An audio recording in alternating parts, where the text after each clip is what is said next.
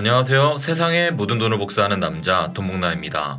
한때 100억 달러 이상의 자산을 관리했던 싱가포르 기반의 암호화폐 헤지펀드인 3에로 캐피탈은 결국 파산을 피하지 못했습니다. 3에로 캐피탈의 몰락 배경에는 크립토 약세장이 있는 것은 사실이지만 단순히 시장이 주도한 현상은 아닌 것으로 밝혀지고 있습니다. 더 많은 종목가 수면 위로 올라옴에 따라 3에로 캐피탈의 파산은 일련의 결정 과정에서 스스로 자초한 것이라는 결론에 다다르고 있습니다. 3에로 캐피탈은 그레이스케일 비트코인 트러스트, 루나 클래식 및 스테이크 이더에서 1년에 대규모 거래를 했으며 20개 이상의 대형 기관에서 자금을 빌렸습니다. 테라가 붕괴되기 몇 주 전에는 루나 클래식과 동등한 금액으로 루나 재단과 5억 달러 상당의 비트코인을 교환하기도 했습니다. 그러던 차에 5월 폭락은 헤지펀드에 대한 나선형 투자 붕괴를 유발한 것입니다. 회사는 파산했고 3에로 캐피탈의 대출 채무 불이행으로 인해 크립토 시장은 대규모로 악영향을 받게 됐습니다. 3에로 캐피탈의 청사는 블록파이, 보이저 디지털 및 셀시우스 같은 암호화폐 대출 기관에 치명적인 영향을 미쳤습니다. 많은 크립토 대출 기관들은 3에로 캐피탈에 대한 노출로 인해 결국 파산 신청을 해야 했습니다. 3에로 캐피탈의 붕괴를 유발한 것은 크게 두 가지입니다. 첫째는 부실한 위험 관리고요.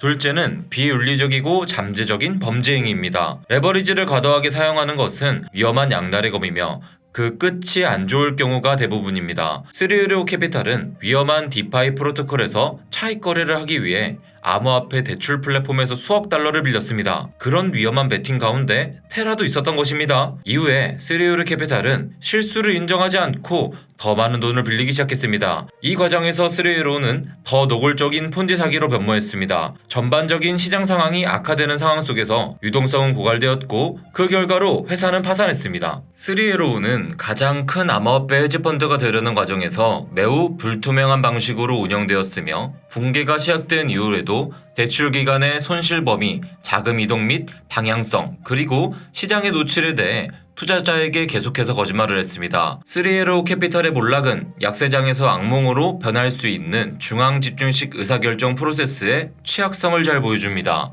예상하기 힘든 상황이 실제로 갑작스럽게 일어나는 현상을 블랙스완이라고 부르죠. 주식시장, 부동산 시장, 심지어 우리가 안전하다고 생각하는 은행권에서도 블랙스완 이벤트는 종종 일어납니다. 일어날 것 같지 않은 일이지만 일단 발생하면 치명적인 타격을 주기에 투자자들은 블랙스완에 대한 대비를 반드시 할 수 있어야 합니다. 블랙스완은 정의 자체가 예상치 못한 사건이기에 그것을 예상하려고 한다고 막을 수 있는 것은 아닙니다. 그래서 필요한 것이 분산 투자와 포트폴리오 다각화입니다.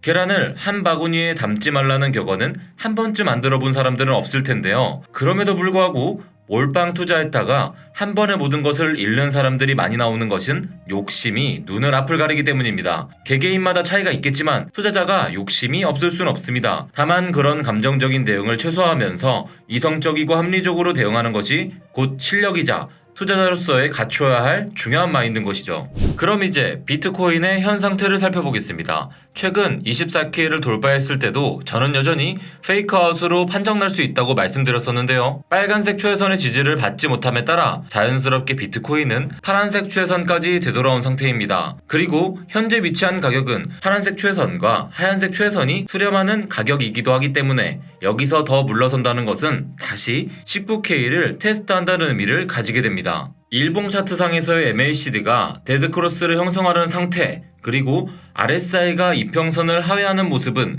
그 자체로 긍정적이지는 않습니다. 보시면 6월 중순의 급락도 같은 조건에서 발생했다는 것을 알 수 있는데요. 물론 지금 조건에서 비트코인이 더 하락하지 않고 파란색 최선의 지지를 받는다면 보조지표 또한 위험한 상황을 해제할 수 있습니다.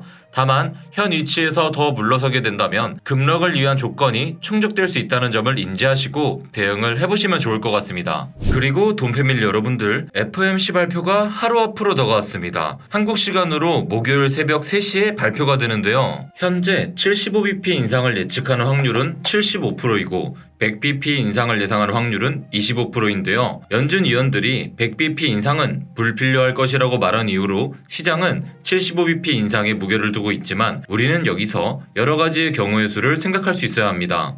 일단 지난 CPI 발표는 9%를 돌파하면서 물가가 전혀 잡히지 않고 있다는 신호를 주었습니다. 연준의 통화 정책은 그 자체로 어떤 효과를 지닌다기보다 시장과의 상호작용이 결정적으로 작용한다는 것을 알아두실 필요가 있습니다. 연준이 기준금리를 25bp 인상해도 그것이 시장의 기대치를 넘어서는 것이면 시장에는 약발이 먹히겠지만 50bp를 인상해도 그것이 시장의 기대치와 일치하게 되면 약발은 먹히지 않습니다. 연준이 지금 물가를 확실하게 잡기 위해 100bp 인상을 고려하고 있다고 가정해봅시다. 그러한 극약 처방을 준비하는 입장에서 과연 연준이 100bp 인상이 가능하다고 말할까요? 미리 100bp를 시장이 예상하게 만들어버리면 시장은 미리 반응할 것이고 막상 발표가 있었을 때는 연준이 의도하는 효과가 발생하지 않을 가능성이 높습니다. 그렇기에 연준의 입장에서는 일단 시작을 다독여준 이후에 100bp를 발표하는 것이 치솟는 물가를 한번 꺾기 위한 마지막 카드가 될 수도 있겠죠. 지금까지 연준은 늘 그렇게 움직여왔습니다. 괜찮다 하면서 조금씩 수위를 늘려온 것이죠. 작년 말까지만 해도 여러분들 뭐라고 했나요? 연준이 인플레이션은 일시적이다, 걱정하지 마라 그랬었죠. 다독였던 연준 잊지 마세요. 이번 발표는 대다수의 전문가들이 예측하듯 75bp 인상이 될 가능성이 높은 것은 사실입니다만 다양한 경우의 수를 미리 산정해 두시면 각각의 상황에 맞는 시나리오까지도 세워두실 수 있으니 참고하셨으면 좋겠습니다.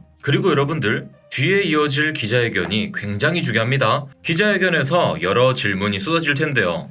금리 인상 경로와 경기 침체 가능성에 대해 질문이 많을 것으로 보입니다. 9월 20일 FOMC 전까지 두 번의 잠 리포트와 두 번의 CPI 발표가 있을 텐데 이를 모르는 상태에서 파월이 강한 어조로 앞으로의 인상 경로를 클리어하게 제시하기는 어려울 것으로 보입니다. 따라서 언제나 그랬듯 강한 노동시장을 근거로 약간의 경기 침체만 수반될 것이고 경기는 여전히 강하며 소프트 랜딩이 가능하다는 도비시한 멘트를 할 때 적당히 익절하는 것도 방법일 수 있습니다. 그리고 여러분들, 또 중요하게 봐야 될 게 있습니다. 예측력 좋은 아틀란타 지역 연은의 GDP 나우틀은 2개 분기 연속 마이너스 성장률을 보고 있다고 합니다. 이는 기술적 침체 정의에 부합하기 때문에 발표 직후 시장이 처음에는 하락할 수 있습니다. 다만 바로 뒤에 이어 GDP 구성 요소들을 살펴보고 민간 소비 또는 재고 증가와 같은 요소들에 대해 시장이 어떻게 해석하는지 관찰할 필요가 있으니 참고하시길 바랍니다.